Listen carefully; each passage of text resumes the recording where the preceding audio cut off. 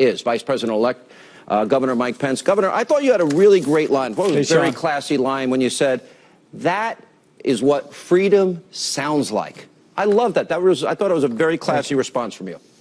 Thank you. Well, it's what I said to my daughter when we walked in, and you know, we wanted to go see Hamilton. It's an extraordinary production, and frankly, we really enjoyed being there. But walking in, we heard a number of people booing, then some people were cheering, and then there was more boos, more cheers. So I nudged my daughter when we got to our seats, and I said, remember, Charlotte, that's what freedom sounds like. And that's a great line. What I can tell you is that I'll leave to others whether it was appropriate for one of the actors to address me from the stage at the end. But what I want to assure everyone looking on is that as Donald Trump said the night he was elected as our next president, he is working every day to be president of all of the people of the United States of America, and to see him in this transition, to see the range of people of diverse backgrounds that he's bringing around him, to see the policy implementation, the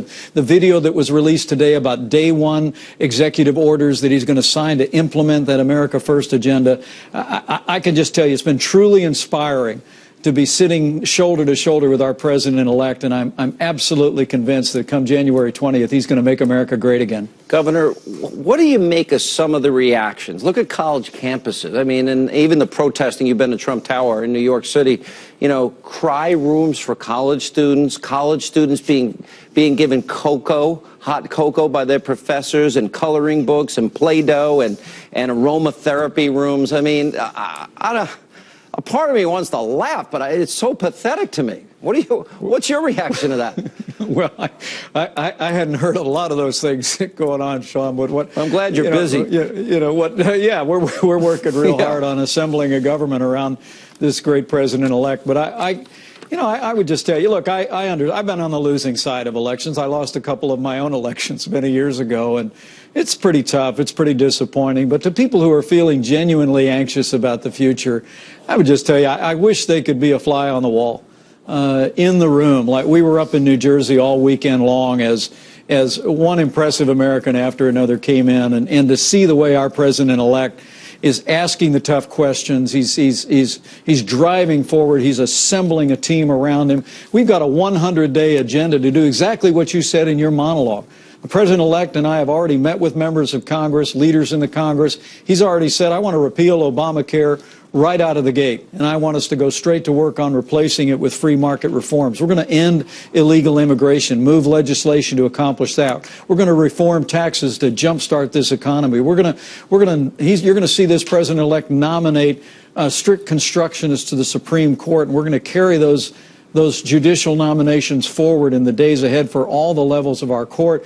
One thing after another, repealing unconstitutional executive orders. It's going to be a very exciting time, and we're going to see a stronger America at home and abroad beginning on January 20th. I just know it with all my heart. That was the agenda that got me to support Donald Trump and you in the campaign. That to me is the key, because I think if you do those things, those Americans in Wisconsin, I watch these people in Hollywood. I don't think they understand people in Indiana, Michigan, Ohio, Pennsylvania, the 95 million Americans out of the labor force that I talked about all last year. Right. Of that ambitious agenda, the only thing I heard that I'm a little bit hesitant about is $1 trillion on infrastructure. And I know Washington doesn't manage money well. Where are you going to get the $1 trillion? We already have $20 trillion in debt. That worries me a little bit. How do you pay for that?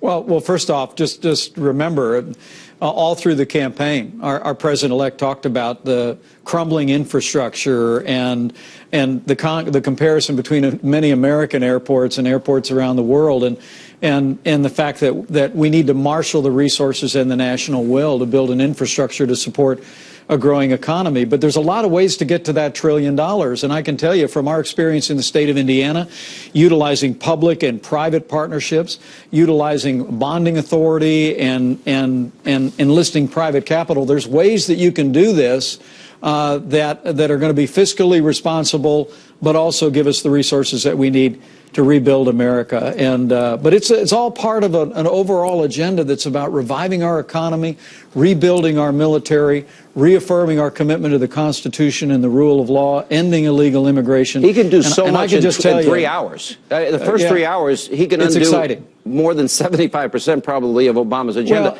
Well, that's right. Just a couple hours ago, your viewers know this, but a couple hours ago, the president-elect just released a video outlining a series of executive orders that'll begin to implement that Make America Great Again agenda, that America First agenda, literally on day one. And whether it's ethics reform or trade reform or economic reform, regulatory reform, people can check out that video tonight and see that what I'm seeing every day is America has elected in President-elect Donald Trump a CEO who has rolled his sleeves up, and he's driving this transition, driving the planning, laying out a 100-day agenda, a 200-day agenda that's going to make America great again. Listen, it's going to be a dramatic shift. I think the key to the economy, my own opinion, is the 15% corporate rate, the repatriation of trillions, eliminating Obamacare, and energy independence. We can't be dependent, which is the lifeblood of our economy, on countries that hate us. Let me ask you this.